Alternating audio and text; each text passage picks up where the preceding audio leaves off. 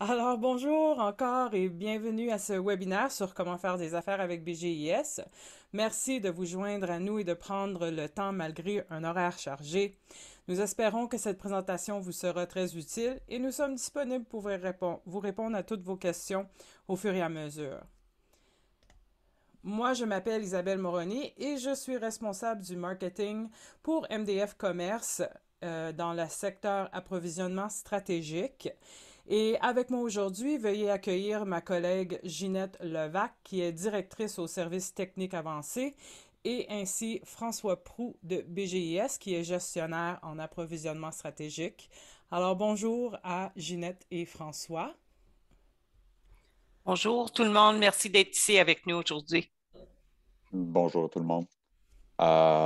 Simplement pour me présenter, François Proux, je suis responsable comme tel, effectivement, chez BGS de l'approvisionnement stratégique, plus spécifiquement en ce qui concerne le contrat avec le gouvernement fédéral pour les 80 sites qui sont au Québec. Euh, mais je connais quand même tous les contrats là, qui sont affiliés à BGIS à la province de Québec. Bon, merci beaucoup François, merci Ginette. Alors voyons comment faire affaire avec BGIS. À toi François.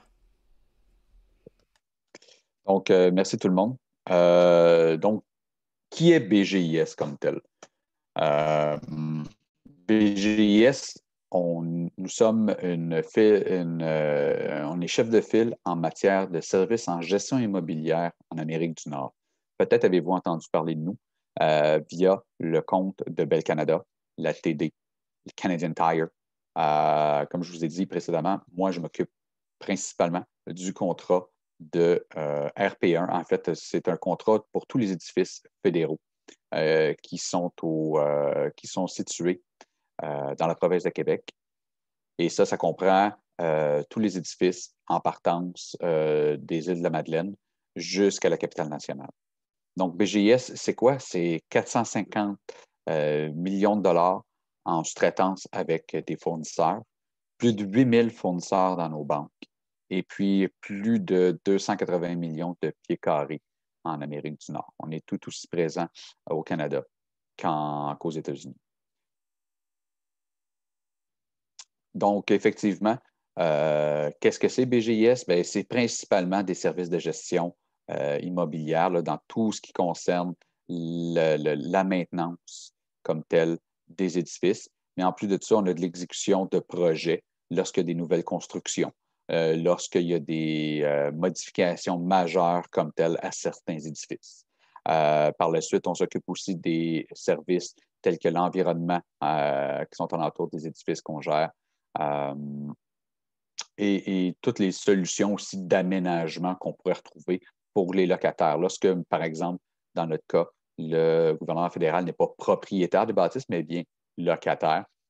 Donc, on assiste les locataires dans les solutions pour aménager leur lieu de travail.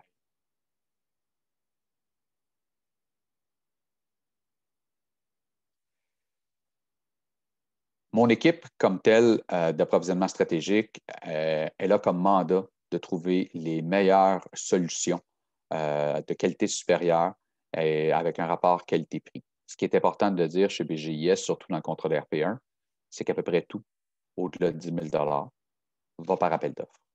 Donc, beaucoup d'opportunités pour ceux qui sont fournisseurs comme tels au niveau du gouvernement du Québec. On sait qu'à 25 000 ça prend une demande de prix. 100 000 et plus, c'est un appel d'offres public. Nous, comme tel, au-delà de 10 000 si on n'a pas signé de contrat en tant que tel, on se doit d'aller en appel d'offres. Donc, il y a beaucoup d'opportunités euh, qui sont possibles comme telles afin de faire affaire avec PGIS. Effectivement, là, comme j'ai dit, BGIS, c'est plus de 450 millions en besoin d'approvisionnement. Par année, on publie plus de 10 000 occasions d'affaires parmi différentes plateformes, dont surtout Merx comme tel, euh, avec lesquels là, on a un partenariat et avec lesquels on va publier des appels d'offres publics comme des appels d'offres en rotation pour des fournisseurs à plus petite échelle.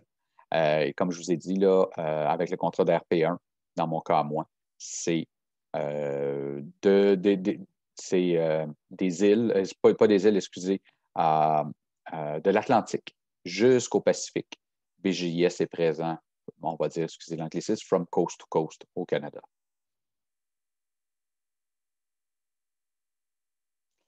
Donc, mais à quoi ça ressemble des services comme tels? En fait, quel type de service on va aller chercher chez BGIS?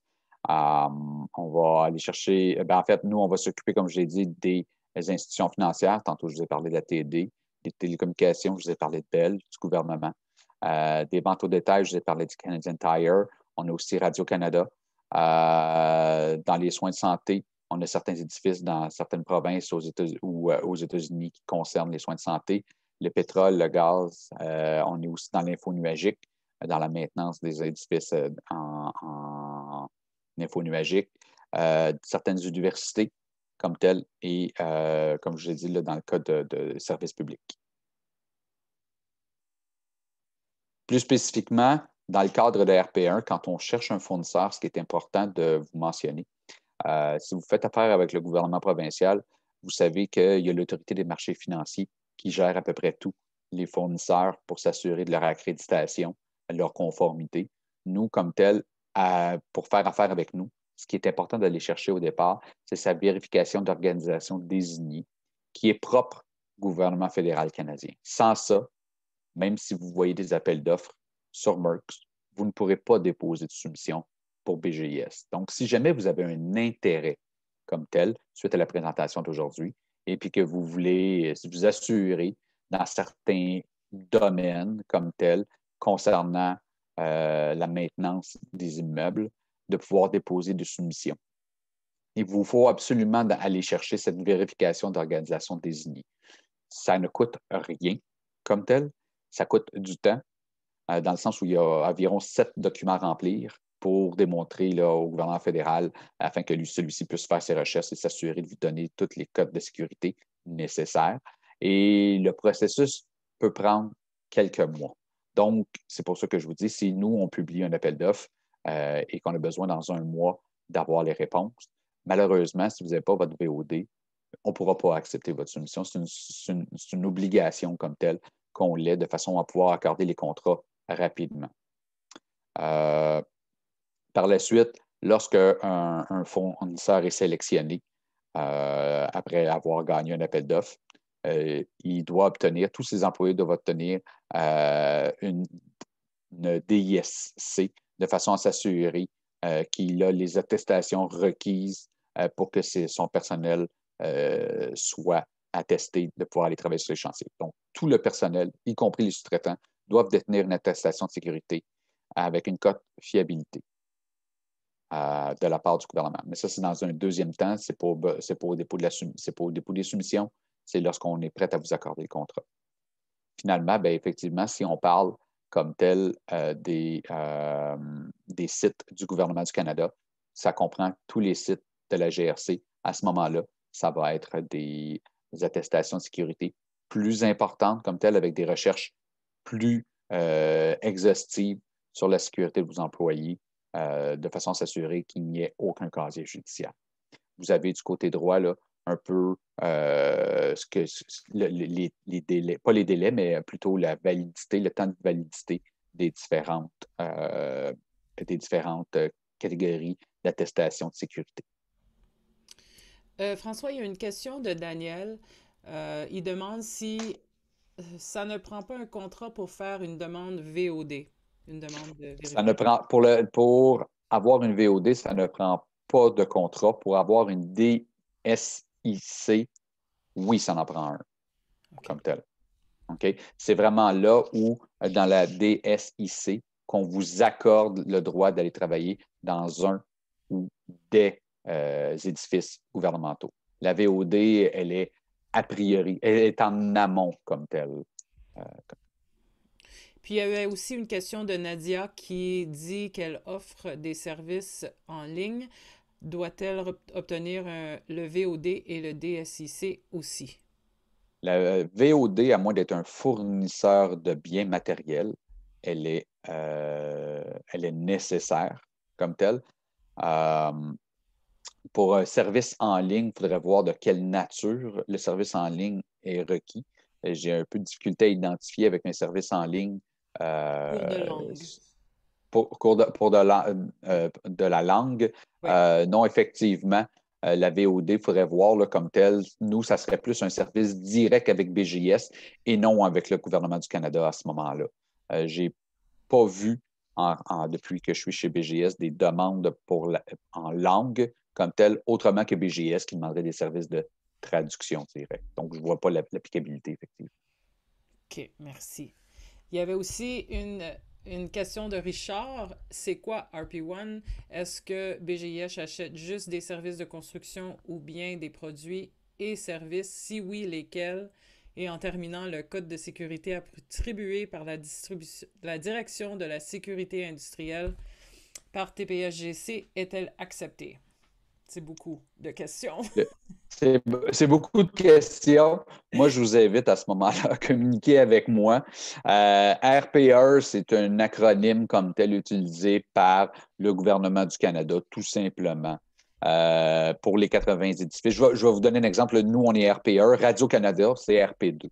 Donc, c'est différentes nomenclatures comme telles d'édifices. C'est vraiment pour vous dire que c'est le contrat majeur avec le gouvernement fédéral qui est nommé comme cela. Et oui, on va chercher des biens comme des services. Je vous dirais que, en fait, ça dépend des biens que vous vendez. Si vous vendez des filtres à mettre comme tels dans nos systèmes de HVAC à l'intérieur des édifices, bien, c'est un bien qui est demandé, qui a rapport avec la gestion des immeubles. Si vous vendez du matériel immobilier comme tel, ça pourrait être d'autres types de contrats en lien avec la gestion des édifices. OK, parfait. Il y avait quelqu'un aussi, Patricia, qui avait demandé c'était quoi le VOD et le DSIC, mais je voulais juste vous rappeler que c'est sur l'écran. Alors, vous pouvez voir les définitions sont à l'écran. Puis, une autre question de C'est Marc. ça. Comme je vous dis, on n'empêche personne d'obtenir sa VOD comme telle. Donc, Ensuite, Marc nous demande, selon le communiqué ici-bas, il semble que l'exigence d'avoir une cote de se matérialise lorsqu'un contrat est octroyé versus au préalable. Communiquer une nouvelle date fixée pour des modifications au processus d'enquête de sécurité du programme de sécurité des contrats. Alors, c'est un communiqué que Marc aurait reçu. c'est pas le propos de cette rencontre présentement. Donc, s'il y avait quoi que ce soit, je vous invite à communiquer avec moi. Oui, on va partager les méthodes de communication à la fin de la présentation. Alors, on va continuer. Est-ce que tu veux que je continue avec la prochaine diapositive? Oui, allez-y, allez-y. OK. Donc, bon, tantôt, il y avait une question comme telle qui concernait c'est quoi les catégories, qu'est-ce que c'est la gestion immobilière comme telle? Bien, vous avez une panoplie d'exemples de ce que ça peut ressembler comme tel, les services auxquels on a besoin de fournisseurs. Donc, la gestion de la construction, l'architecture, les services conseils tels que l'environnement, des études, des évaluations, des réaménagements de bureaux, des services de conception, de la réparation mineure, des entrepreneurs généraux, des entrepreneurs électriques, plomberie, conciergerie. On a des gestion des incendies, les déchets, le recyclage, l'aménagement paysager, le déneigement, le chauffage, la ventilation, la climatisation. Donc, pensez à ce que ça prend pour faire fonctionner un immeuble, ni plus ni moins.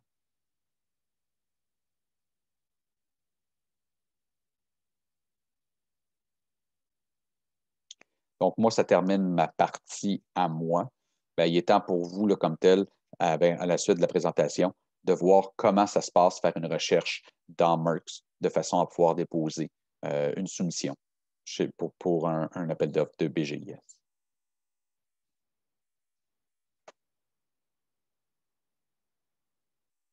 Oh, je pense que vous êtes sur mute. Oui.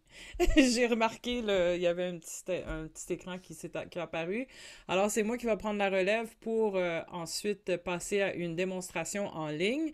On va passer à travers l'inscription, mais juste avant de faire ça, je veux faire un petit sondage avec tout le monde. Alors, juste pour me donner une meilleure idée de qui est là avec nous aujourd'hui, vous devriez voir apparaître à l'écran une question qui vous demande depuis quand vous êtes abonné au portail ou si vous n'y êtes pas encore. Alors, simplement de cliquer votre choix par rapport à votre situation. Et comme ça, ça nous donne une meilleure idée. Merveilleux. Alors, il y a plusieurs d'entre vous qui sont ici depuis plus d'un an. Alors, vous avez probablement remarqué qu'il y a eu des changements dernièrement sur le site. Et pour ceux et celles qui ne sont pas abonnés, vous allez définitivement apprendre ce que vous avez besoin de savoir pour comment faire affaire avec BGIS à travers le système avec Merx. Et pour ceux et celles qui sont nouveaux depuis un mois, plusieurs mois, aussi vous allez définitivement découvrir des trucs, de l'information par rapport à votre compte sur le bgis.merx.com. Alors, merci d'avoir répondu. Je vais juste fermer le... OK, parfait. Alors, pour la démonstration, je vais passer à travers l'inscription. On va regarder aussi comment trouver des appels d'offres, faire des recherches, sauvegarder des recherches. Je vais vous montrer comment faire. On va regarder un résumé d'appels d'offres, comment sélectionner les catégories de travail par rapport à votre compte et votre profil. Et puis, par rapport à la création du profil du fournisseur, alors votre façon, si vous voulez, un genre de résumé de votre organisation sur le portail, comment faire une soumission en ligne et on va regarder un exemple d'une adjudication à la fin. Alors, je vais sauter au portail. Alors, pour la présentation d'aujourd'hui, on va regarder le portail, le vrai portail qui est live en ce moment, en temps réel. Et puis, on peut regarder, vous êtes déjà souvent allé sur le site, vous avez vu que maintenant, vous pouvez vous inscrire ici. On peut voir à l'œil vif les 68 sollicitations qui sont ouvertes ici. Ceux qui sont fermés, alors une base de données des appels d'offres qui sont fermés, alors ça vous donne un peu un historique de ce qui existe sur le portail. Et puis ici, on a aussi l'onglet pour les résultats de soumission qui sont disponibles ici. Alors, à partir d'ici, la seule autre chose que je devrais faire, c'est d'aller faire une inscription. Alors, je vais sélectionner s'inscrire maintenant pour faire mon inscription. Et c'est très simple, vous avez le choix de 2 forfaits, soit de vous abonner gratuitement ou de vous abonner avec l'abonnement complet. L'inscription gratuite vous donne l'option de regarder les appels d'offres qui sont disponibles, de télécharger les documents, de poser des questions lorsque la fonctionnalité est disponible. Et puis, vous pouvez, ça c'est récent depuis la fin septembre, vous pouvez créer des recherches sauvegardées et puis vous pouvez voir dans le système vos recherches sauvegardées que je vais vous montrer dans quelques instants. Et sinon, vous pouvez aller avec le forfait complet et... Oups, mon Dieu. Avec le forfait complet, ça vous donne l'option, ça vous permet de soumettre vos propositions en plus de regarder les appels d'offres, de télécharger les documents, de poser des questions et puis la possibilité de préqualifier pour les appels d'offres et avoir accès au profil du fournisseur. Alors, je vais vous montrer ça dans quelques instants. Pour le moment, je vais simplement faire un abonnement gratuit. Alors, je vais cliquer sur sauvegarder et continuer.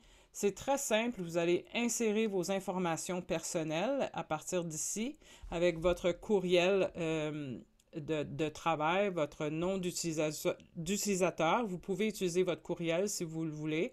Créer un mot de passe, confirmer le mot de passe et ensuite vous allez cliquer sur finaliser l'enregistrement.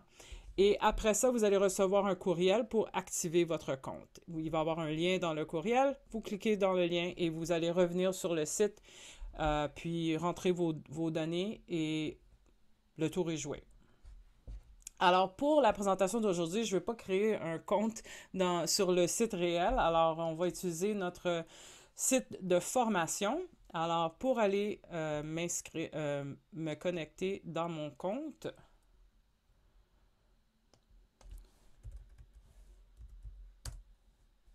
alors je vais me brancher et on se retrouve sur le côté branché. Dans ce cas-ci, on peut voir le menu en haut. Alors, sous les appels d'offres, on peut voir les différents sous-menus pour aller faire les recherches, nos recherches sauvegardées, la gestion de nos soumissions ainsi que nos qualifications. Sous les rapports, il y a le tableau de bord, le rapport de gestion. Donc, chez Merx, nous sommes tous sans papier. Alors, vous pouvez toujours trouver ici dans le rapport de gestion tous vos états de compte. Alors, toutes les transactions que vous avez, vous pouvez les retrouver ici. Ensuite, si je continue ici, sous le profil de l'onglet de la personne, c'est le menu déroulant par rapport à votre compte en tant qu'usager. Alors, je vais aller voir dans mon profil. Mon profil, c'est exactement ce que vous aviez écrit dans votre inscription au début lorsque vous vous êtes inscrit. Alors, l'information sur vous-même, sur votre organisation, vos préférences de compte. Alors, si vous voulez changer la langue par défaut en français, vous pouvez faire ça à partir d'ici.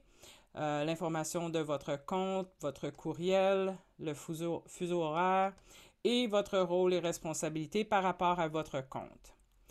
Ce que je veux montrer ici, c'est l'importance de la section de mon organisation. Lorsque vous avez un abonnement complet, vous allez voir que vous avez accès à l'information promotionnelle ici. Ça, ce n'est pas disponible avec un compte gratuit. Mais on va juste commencer en haut pour regarder l'information sur l'organisation. Alors ici, vous pouvez insérer votre information sur votre organisation. Et dans cette section ici, autres informations, c'est très important pour vous d'aller définir un peu plus la structure de votre entreprise. C'est ici que les acheteurs de chez BGIS peuvent faire des recherches pour retrouver des fournisseurs qui sont dans les différents types d'entreprises ici. Ça fait partie de la diversité qu'on peut retrouver. Alors, s'il vous plaît, prenez le temps de remplir cette section ici, surtout sous le type d'entreprise. Vous avez beaucoup de choix ici. Et puis, si vous avez des certifications quelconques, vous pouvez les insérer ici. La date dont votre organisation s'est établie et le nombre d'employés. Sauvegardez cette information-là. Ensuite, dans la catégorie de travail, ça c'est pour vous en tant que fournisseur d'établir votre catégorie de travail. Alors, vous avez simplement besoin de cliquer sur le crayon pour aller voir les différentes catégories que vous pouvez sélectionner par rapport à ce que votre entreprise fait. Je vais juste voir, il y a beaucoup de questions, je pense. Comment je suis allée pour aller dans mon profil? C'est simple, avec le petit bonhomme en haut dans le coin à droite, et vous cliquez dans Profil. Ah, OK, c'est beau. Ensuite, catégorie de travail. Ça, c'est tous disponible. Ce qu'il y a en haut de la page, c'est disponible avec une inscription gratuite. Mais l'information promotionnelle, comme je l'ai mentionné tantôt, c'est avec un abonnement complet. Alors, c'est ici un peu votre genre de résumé en ligne de votre organisation que vous pouvez partager. Et les acheteurs qui sont sur le portail de BGIS, comme François, peuvent faire des recherches sur votre organisation puis aller voir ce que vous voulez partager à propos de votre organisation. Vous pouvez mettre une description d'entreprise en anglais et en français, des faits saillants sur vos produits et vos services. Si vous avez des clients principaux, évidemment, moi, c'est toute de l'information qui n'est pas réelle. Alors, juste pour mon compte pour aujourd'hui. Et puis, si vous avez du matériel promotionnel, donc si vous avez des brochures, si vous voulez, des sales sheets, je ne sais pas comment on appelle ça en français, sales sheets, mais des documents, si vous voulez les rajouter, qui sont promotionnels à vous et votre organisation. Et vous pouvez même aussi mettre une vidéo de YouTube, si vous voulez, par rapport à votre organisation. Et là, vous pouvez sauvegarder cette information. Vous pouvez aussi insérer votre logo d'organisation. Alors ça vous donne un genre de profil fournisseur promotionnel pour vous et votre entreprise sur le portail. Ensuite, si vous vouliez, je ne voulais pas trop aller dans les détails, mais il y a d'autres options ici qui sont disponibles à partir du petit bonhomme. Sous les contacts, si vous vouliez rajouter un contact à votre compte, alors si vous avez un autre employé que vous voulez rajouter ou si vous voulez rajouter un autre, je ne sais pas, plusieurs différentes personnes pour faire gérer votre compte avec vous, c'est simple, vous avez simplement besoin d'ajouter un contact avec le bouton le plus. Et puis là, vous allez faire leur enregistrement leur inscription au portail. Si vous voulez rajouter des sous-organisations par rapport à votre organisation, si vous avez, je ne sais pas, des bureaux satellites, vous pouvez les rajouter à partir d'ici, c'est la même chose. Mais juste de considérer qu'il va y avoir des types d'abonnements qui sont rattachés dépendamment si vous rajoutez une personne ou une sous-organisation. Je crois que j'ai répondu à ta question, Daniela. OK. Ensuite, finances et services sont par rapport à votre compte. Alors, finances, c'est votre carte de crédit et puis service, c'est le service auquel vous êtes abonné. Alors, on va sauter ici pour aller à la section recherche. Et c'est très simple. Vous pouvez faire entrer vos mots-clés ici en haut à droite et insérer vos mots-clés pour faire des recherches sur les appels d'offres qui sont disponibles. Simplement cliquez la loupe pour faire la recherche. La petite question ici à côté, c'est vraiment pour vous donner des exemples de différentes façons de faire vos recherches.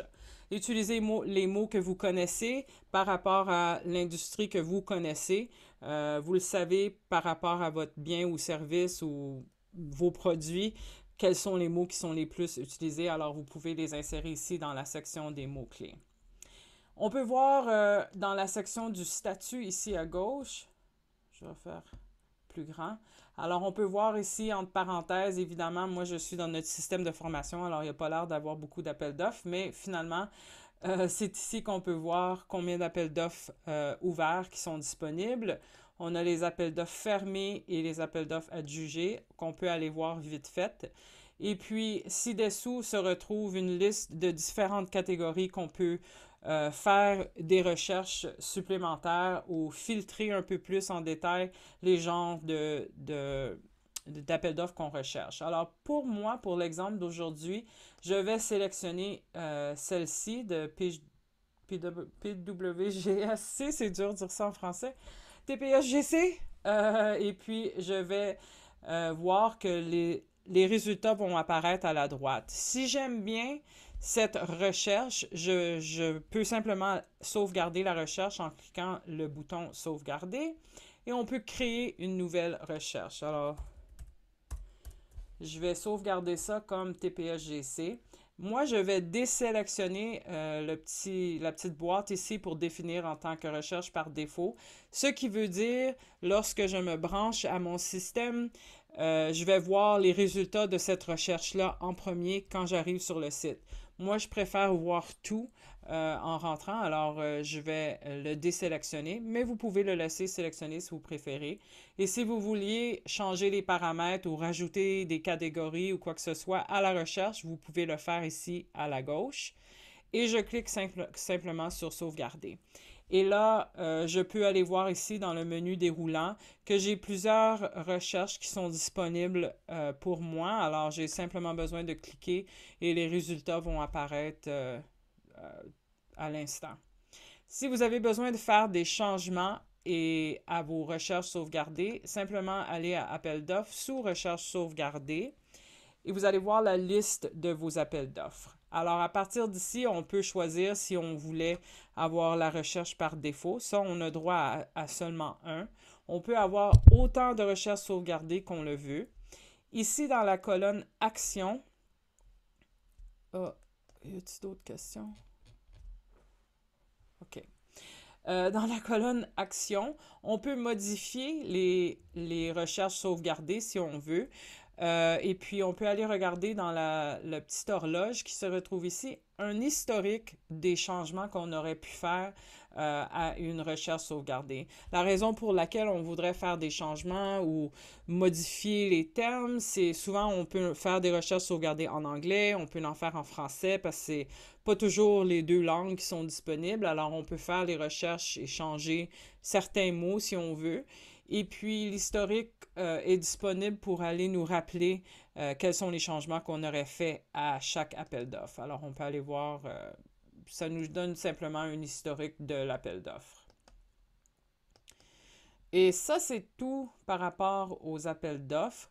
Si par hasard, vous aviez un compte avec Merx, Merx.com, c'est possible pour vous de rajouter vos recherches sauvegardées sur Merx et recevoir les courriels de notification aussi, si vous le voulez. Et puis ça, on pourrait en parler en temps et lieu, mais c'est aussi possible de recevoir les courriels de notification sur les recherches sauvegardées. Alors, vous allez recevoir un courriel avec toutes les recherches sauvegardées que vous avez si vous voulez être notifié. OK. Et puis là, je vais retourner pour voir, on va aller regarder un exemple d'un appel d'offres pour avoir l'information. Alors, j'avais créé celui-ci pour aujourd'hui. Et puis là, on se retrouve dans le résumé de l'appel d'offres. On peut voir ici le titre en haut, ensuite le temps qui reste pour soumissionner. Alors, on peut voir qu'il y a 30 jours qui restent. C'est important aussi par rapport à si vous décidez de faire une soumission, bien évidemment, vous ne voulez pas vous prendre à la dernière minute. Je sais que j'ai 30 jours, alors je vais lire mes documents à fond. Je vais m'assurer de comprendre c'est quoi la demande. Et puis de là, je vais être capable de préparer ma proposition et être prêt dans 30 jours à placer ma soumission. Et puis, assurez-vous de ne pas faire ça à la dernière minute parce qu'on ne veut pas manquer le temps qui reste. Alors, dans la section Avis, on peut voir l'information de base sur l'appel d'offres. On peut voir toute l'information par rapport aux détails de l'emplacement, le titre, l'endroit où le travail doit se faire, les dates de publication, les échéances sur les questions, s'ils sont soumises en ligne, etc. Alors, vous allez lire l'information qui est disponible. L'information par rapport au contact, dans ce cas-ci, c'est BGIS Buyer, qui est vraiment moi. Mais on pourrait voir par exemple le nom de François qui serait ici, alors vous pourriez communiquer avec lui. Une description de l'appel d'offres. Dans ce cas-ci, on peut voir qu'il y a un événement de pré-soumission, alors on va voir les informations et les détails sur ça. Et puis, le processus de soumission. Dans ce cas-ci, on peut voir que c'est une soumission électronique avec une somme forfaitaire et puis la liste des documents de soumission. Alors, ça nous donne un aperçu de ce qui est la demande. Et Larry demande si les appels d'offres de BGIS sont également publiés sur Merx. Oui, ils sont publiés sur Merx, mais pour faire affaire avec BGIS, il faut absolument avoir une inscription sur le portail.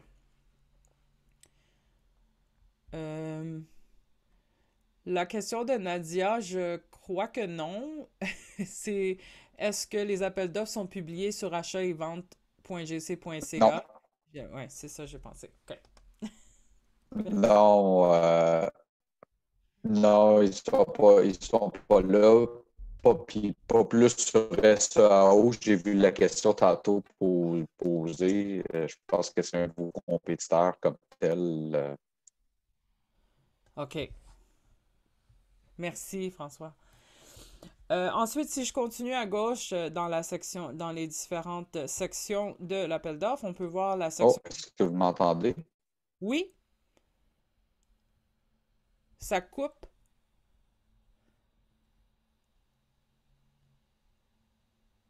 C'est beau? OK. Je sais pas si tu avais quelque chose à... OK, c'est beau. Dans la section catégorie, on peut voir la catégorie dans laquelle l'appel d'offres est catégorisé, évidemment. Ensuite, dans la section addenda, on peut voir qu'il y a eu des addendas. Alors, il y a eu des changements, des rectificatifs par rapport à la sollicitation. On peut aller voir vite fait, on clique sur le lien, on peut voir quel est le changement qui a été, qui s'est fait. On peut le voir aussi dans l'avis. Des fois, on peut voir, il y a un petit A orange qui se trouve à côté du changement. Alors, on pourrait le voir à partir de là. Ensuite, on a la section documents. C'est ici qu'on va télécharger les documents de l'appel d'offres et c'est là qu'on va avoir l'information la plus importante et la plus à jour qui vient de François ou d'un autre acheteur, dépendamment. Et c'est là qu'on va lire les instructions de qu'est-ce qu'on doit faire pour continuer, pour faire affaire avec la sollicitation. Dans ce cas-ci, je vais juste montrer, c'est simple, vous avez simplement besoin de cliquer sur téléchargement et vous allez pouvoir télécharger les documents. On se retrouve ici, on va cliquer sur tout sélectionner et puis on clique sur télécharger les documents. C'est très simple. On sauvegarde les documents et puis le tour est joué, c'est tout. On retourne en arrière et puis on peut aller voir dans la section questions et réponses. Si cette partie-là est disponible, vous pouvez facilement venir poser une question directement à la personne responsable de l'appel d'offres. Donc, si c'était François, par exemple, lui, il recevrait un courriel avec la question que vous avez posée. Et puis, lui, il va pouvoir choisir de soit vous répondre en privé ou de vous répondre en public pour laisser savoir à tous les preneurs de documents les questions et la réponse. Donc, on peut voir ici, dans ce cas-ci, il y a eu une question qui a été posée et qui a été répondue. Si je clique sur « Poser une question », je peux demander une question.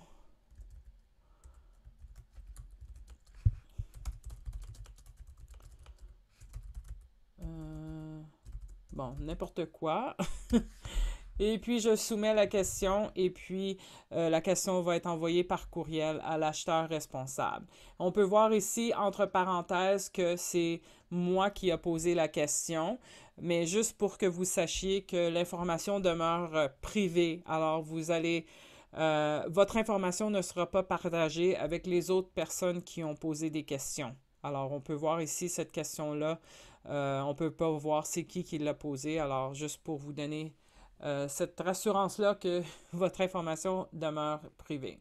Et la section d'audit, c'est vraiment la section s'il y a eu des changements ou des activités par rapport à la sollicitation, vous allez les voir ici. Daniel demande que veut dire entreprise appartenant à une personne LGBTQ. Alors, c'est pour du côté diversité. Je sais même pas c'est quoi en français. Y a-tu quelqu'un qui sait, Ginette, François? Oui, Lesbienne, gay, oui, c'est ça. Lesbienne, gay, bisexuelle et transgenre. OK, merci. Mais je savais pas si on gardait les lettres dans la même structure en français. Oui. Évidemment, oui, ça fonctionne dans ce cas-ci. Bon, merci pour la question. Alors, avant de continuer, je vais juste regarder s'il y a d'autres questions qui sont importantes Patricia demande à revenir à l'ajout des employés, s'il vous plaît. Ça se fait facilement à partir du menu déroulant du petit bonhomme en haut dans le coin et vous allez sous Contact. Et puis là, vous allez pouvoir ajouter un contact. C'est un de vos employés. Ensuite, si je vois un appel d'offres en Alberta, est-ce que je dois avoir un bureau en Alberta? Ça, c'est plus une question pour François. Ou... Non, et ça ne prend pas nécessairement. Il faut être en mesure d'offrir les services. Est-ce que vous m'entendez ou vous avez de la difficulté? On Ça t'entend, coupe un mais peu. ça coupe un peu. C'est pas obligatoire d'avoir un bureau dans une endroit vivre dans le bois. Donc, je vais répéter la réponse.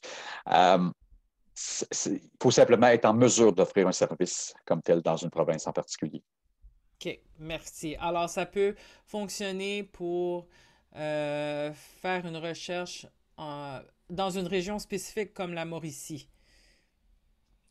Oui, En autant que vous êtes en mesure d'offrir un service, où est-ce que c'est demandé, pas nécessairement obligé d'avoir un bureau en tant que tel, OK. ben, il va falloir payer le kilométrage, le cas échéant, là, comme tel. OK, merci. Et Mohamed demande, est-ce qu'on peut voir la liste des fournisseurs intéressés par un appel d'offres? Non, ça, c'est totalement confidentiel, tant au niveau provincial que fédéral, c'est des règles comme telles de confidentialité. Parfait, merci beaucoup. Et Vincent demande, qu'est-ce que le statut MWDBE et certification MWDBE? bonne question. Ce sont des termes qui sont utilisés au travers Merckx et puis notre compagnie sœur qui est aux États-Unis. C'est utilisé aux États-Unis et non ici. Mais vu qu'on partage la liste, ça fait partie de notre liste aussi, mais ça ne s'applique pas ici au Canada. Bon, merci. Ensuite, là, on va passer à faire une soumission en ligne. C'est un processus très facile et simple. Alors, je vais reprendre la même sollicitation pour faire ma soumission. Alors, pour faire une soumission en ligne, il s'agit de retrouver la solution, l'appel d'offres, si vous voulez. Vous pouvez le faire à travers de faire votre recherche ou vous pouvez aller retourner dans la gestion des soumissions. Non, pas là. Euh, non plus. Vous faites la recherche pour retrouver l'appel d'offres. Désolé, je fais beaucoup de démonstrations, alors il y a différents choix dans différents sites. Alors, retrouvez la sollicitation. Et à partir d'ici, c'est simple, vous cliquez sur Placer une soumission. Je vais le répéter encore, il reste 30 jours pour soumissionner sur l'appel d'offres. Attendez pas à la dernière minute, assurez-vous de vous prendre un peu à l'avance, au moins 1 heure à 2 heures avant la date de fermeture et l'heure de fermeture, parce que vous ne voulez pas avoir de, d'histoires tristes où vous avez manqué votre coup, puis en tout cas, c'est pas un moment intéressant.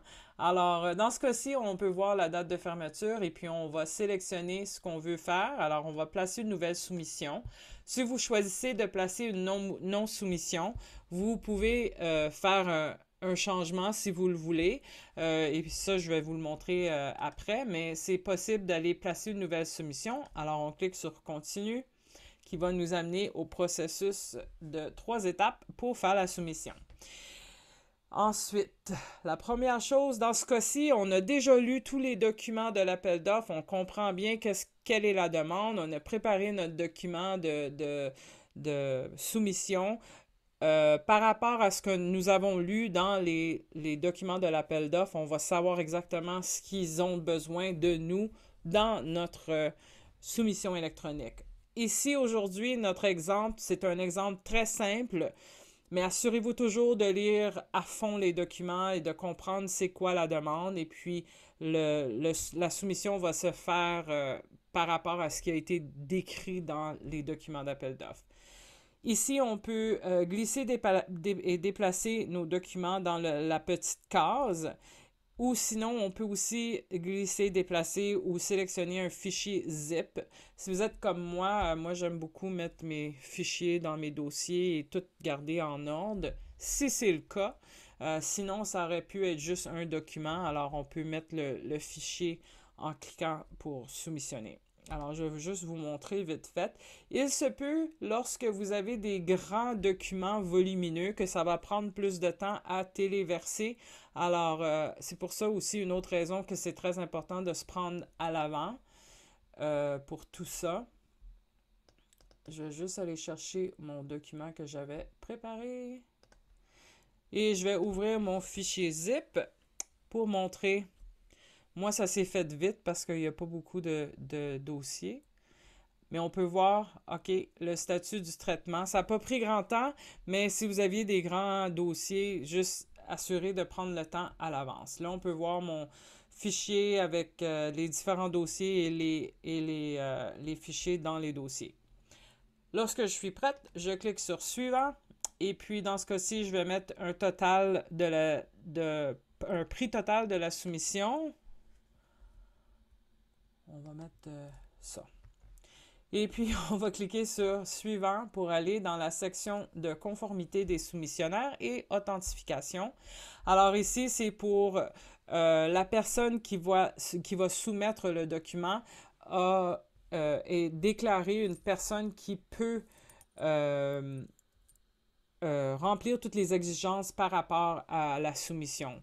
Alors, assurez-vous que c'est le cas et vous insérez votre nom dans la case et vous mettez votre mot de passe que vous avez utilisé pour vous brancher dans le système. On clique sur Soumissionner. On va vous demander si vous êtes prête et si oui, on peut procéder. Et on arrive avec la confirmation. C'est très simple. On vous donne la date exacte de la soumission avec l'heure et un numéro de confirmation. Vous pouvez télécharger ce document PDF pour garder dans vos dossiers. Et puis, le tour est joué, c'est fait. Alors, je vais retourner à la gestion des soumissions. Si vous vouliez faire un changement à votre soumission et vous avez encore le temps avant la date de fermeture, vous pouvez le faire avec le petit menu, ça s'appelle des menus kebab. J'ai appris ça récemment. Alors, vous pouvez aller dans le menu Kebab et aller voir les choix que vous avez pour ces appels d'offres-là que j'ai déjà soumis. Dans ce cas-ci, on peut voir que je peux afficher ma soumission, changer mon prix ou je peux retirer la soumission et faire une nouvelle soumission si je le voulais. Alors, je vais juste voir, Ariane demande, y a-t-il un maximum de mégaoctets pour les fichiers déposés? Ginette, je sais que tu le sais. Oui, c'est 500 mégaoctets par fichier, par contre. Ce n'est pas pour l'ensemble des fichiers, c'est par fichier. Parfait, merci. Bienvenue, Ariane. Et puis, Benoît demande, est-ce que le gestionnaire qui fait la demande de soumission peut ouvrir la soumission d'un entrepreneur qui a été soumis avant la date de fermeture? Non. Non. Non, en fait, ça permet de pouvoir le changer. Si jamais il y avait quelqu'un qui déposait une soumission, qui avait un addenda qui était publié, vous pouvez toujours retirer votre soumission et venir mettre les nouveaux documents, surtout quand il y a une modification au formulaire de prix. Parfait. Merci, François. Annabelle demande, est-ce possible de recevoir des alertes quand un appel d'offres est lancé avec un terme qui nous concerne? Si vous suivez l'appel d'offres, vous allez... C'est ça que ça veut dire? Par rapport à s'il y a eu un changement à l'appel d'offres, vous allez être notifié? Je ne sais pas si c'est ça que veut dire. Non, c'est plus, mettons, que conciergerie. Mettons que c'est de l'entretien ménager puis qu'elle a mis un terme comme conciergerie ou quelque chose comme ça. Si elle peut être notifiée d'avance. OK. Pardon.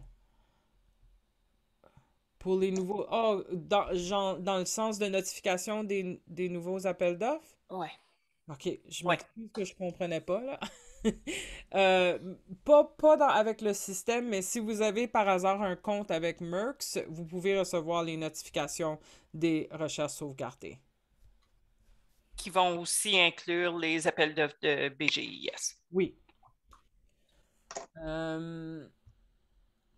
OK. Puis là, on voulait regarder un exemple de l'adjudication. Je ne sais pas, François, si tu voulais en parler un peu plus de ce côté-là. Là, je viens de voir une question qui vient de passer sur les soumissions, sur l'adjudication comme telle. Je viens de l'avoir passé, là, je l'ai. C'est Larry qui demande, est-ce que l'attribution de tous les contrats est basée sur le plus bas prix seulement? Ça, c'est François. Non, il peut arriver, effectivement. Il peut arriver, tout dépendant des sujets, que c'est qualité-prix. Et il peut y en avoir d'autres qui sont plus bas prix conformes. Tout dépendant des sujets. OK. Merci. Pour le reste, écoutez, il se fait tard un peu. parce que moi j'ai un autre rendez-vous dans 10 minutes, malheureusement. Mais au niveau de la publication des résultats, la publication ne se fait pas comme telle avec le prix. On dit qui est l'adjudicataire et pas le montant. Donc, c'est les règles comme telles au niveau du gouvernement fédéral. Mais soyez assurés que tout se fait de façon accessible, transparente, égale entre les soumissionnaires. C'est notre mandat auprès du gouvernement fédéral. Oui, merci. Alors, juste un peu pour faire un rassemblement de tout, si vous avez besoin de communiquer avec nous par rapport à la fonctionnalité spécifique sur le portail, vous pouvez communiquer avec nous chez Merx au service à la clientèle du lundi au vendredi de 7h à 20h, le numéro 1-800, ou vous pouvez utiliser le courriel bgis@merx.com. Sinon, je vous invite et je vous recommande d'aller sur le site de BGIS du côté fournisseur. Vous pouvez voir l'information qui s'y retrouve là. Ensuite, les différentes secteurs de BGIS que vous pouvez envoyer des courriels si vous avez des questions spécifiques à l'extérieur du processus. C'est toujours possible ici. Mais si vous n'êtes pas déjà inscrit, je vous suggère fortement au moins de vous inscrire gratuitement avec l'inscription gratuite qui est disponible sur le site. Et puis, si vous voulez être en mesure de soumissionner, il va falloir faire une mise à niveau de votre forfait pour le compte complet. Et puis, vous allez avoir accès au programme de qualification et vous allez pouvoir avoir le profil de fournisseur. Mais c'est tout. Je ne sais pas si François, Ginette, si vous aviez d'autres choses à rajouter. Pas de mon côté. Je crois que tu as tout présenté ce qu'on avait planifié. François? Non, comme tel, si jamais il y avait des questions, vous pouvez me les adresser comme tel sur le portail. Mon équipe qui est responsable comme tel de recevoir ces courriels-là me les achemineront, puis je vous répondrai par la suite. Oui. Et puis moi, je vais vous envoyer un courriel tantôt, cet après-midi, avec le lien à l'enregistrement d'aujourd'hui et le lien à la présentation d'aujourd'hui, avec un peu plus d'informations si on aurait manqué de quoi. Et puis, vous allez avoir accès à ça plus tard aujourd'hui. Donc, merci beaucoup d'avoir été là avec nous aujourd'hui. Bienvenue à tout le monde. Oui, je vais vous envoyer un courriel, Mélanie, pour l'information. Merci à tout le monde d'avoir été là. Merci François, merci Ginette. Je vous souhaite une merveilleuse journée. Merci tout le monde. Bye. Bye.